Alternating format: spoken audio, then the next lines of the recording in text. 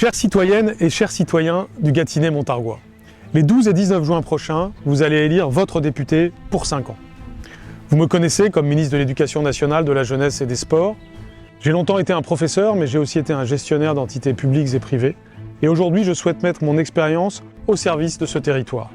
Avec Christophe Bouquet, qui est mon suppléant, qui est aujourd'hui premier adjoint du maire d'Amilly, qui est un élu départemental du Loiret reconnu.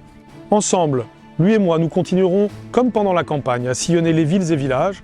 Nous mettrons tout en œuvre au cours de ce mandat pour relayer et résoudre les problèmes dont vous nous faites part. Comme vous, j'aime la France. Je l'aime de toutes mes fibres.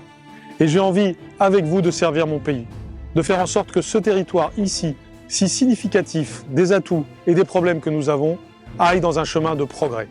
Et nous le pouvons, en participant à la majorité présidentielle, aux côtés du président de la République. Il est important que votre futur député agisse avec vos élus locaux pour faire avancer les dossiers du territoire, en même temps qu'il sera un législateur national pour faire avancer notre pays. Vous le savez, j'accorde une priorité particulière aux enfants et à la jeunesse. Il est important de soutenir nos écoles rurales, l'ensemble de nos établissements scolaires, mais aussi d'ouvrir des perspectives d'enseignement supérieur ici, pour avoir des techniciens supérieurs au service de tous les enjeux du territoire. Je pense aux enjeux environnementaux, mais aussi à ceux de l'agriculture, de l'industrie, des services. Il faut aussi des institutions d'enseignement supérieur prestigieuses qui pourraient avoir des antennes. Cela pourrait être dans la caserne Gudin, ce qui nous permettrait de sortir par le haut de ce dossier. J'accorderai aussi une importance toute particulière à la santé. C'est le problème que vous évoquez toujours en premier lors de nos interactions. Et en effet, le problème du désert médical est bien réel. Il faut améliorer les parcours de soins. Il faut un développement aussi de la maison de santé pluridisciplinaire de la Chaussée. Il faut une augmentation des effectifs de l'Institut de formation des soins infirmiers, un développement de la médecine préventive, de la télémédecine et de l'économie du bien-être. Tout ceci doit faire partie d'une stratégie globale pour votre santé.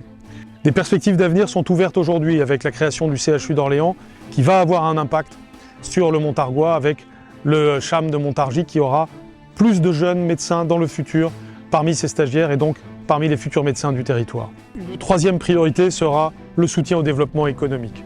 Cela concerne l'agriculture, l'industrie, les services. Il est possible avec les atouts qui sont les nôtres, les 3 autoroutes, le chemin de fer, d'arriver à ce que demain, l'attractivité du territoire permette de faire venir des jeunes familles, des entrepreneurs, des étudiants, des forces vives, pour que ce territoire exprime tout son potentiel. J'apporterai une attention sans faille aussi à la situation des personnes âgées, à leur pouvoir d'achat, avec la mise en place d'un suivi local pour faire valoir les droits de chacun. Nous devons aussi soutenir nos agriculteurs. J'ai vu avec plaisir beaucoup de jeunes agriculteurs qui se réinstallent ici. L'agriculture est au cœur de la vitalité de notre pays et c'est particulièrement vrai ici dans le Loiret.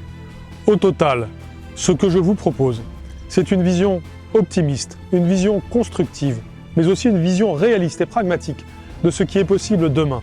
Nous devons avoir confiance en nous-mêmes, confiance dans la France bien sûr, confiance aussi dans le Loiret et dans cette partie est du Loiret qui trop souvent s'est sentie abandonnée dans le passé. Il n'y a pas de fatalité à cela, les atouts sont considérables. À nous, en participant à la majorité présidentielle, en faisant avancer les dossiers, en étant tout simplement dans un esprit de construction, de faire progresser notre territoire et de faire progresser notre pays. Vive le Gâtinais-Montargois, vive la République et vive la France.